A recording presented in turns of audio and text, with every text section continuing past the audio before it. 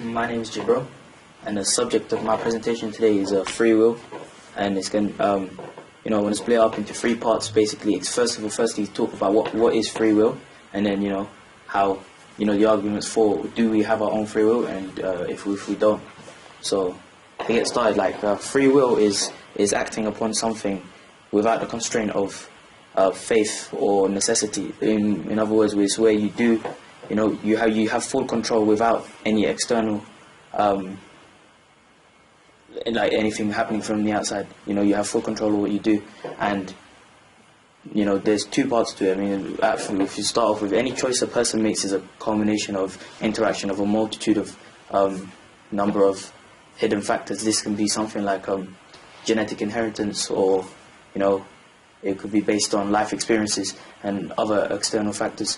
So it's not, and because it's done unconsciously, we seem to not take notice, and then what we tend to do is we tend to take ownership of what we've done, as if we come to a conclusion as if it's something that we've done independently, and most of the time this is not the case. Free will is sometimes it's considered almost an illusion, because logically it's not something that exists.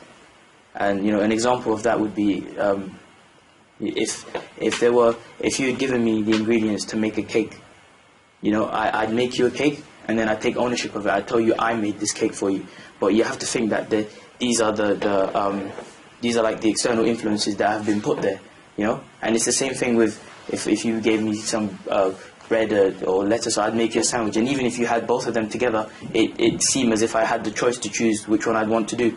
But then again, you've put them there for me. You've given me two options, so the probability of me choosing one or the other is inevitable. So it's it seems as if we can take control of what we do, and that might not be the case.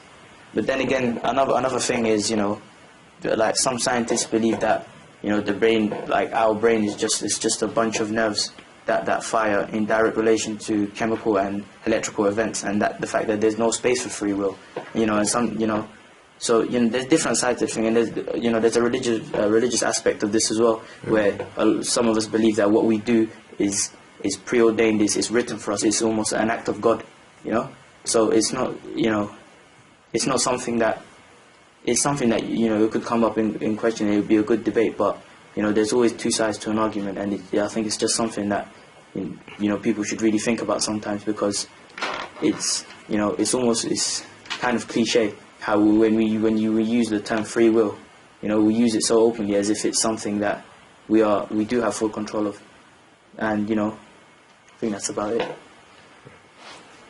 Yeah.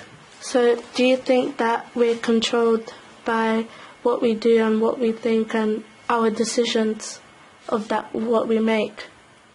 I don't think it's to the extent where we are controlled, as if we're a puppet and we have somebody who's controlling us. But as you live your life, there are certain things that happen that lead you to take certain actions. And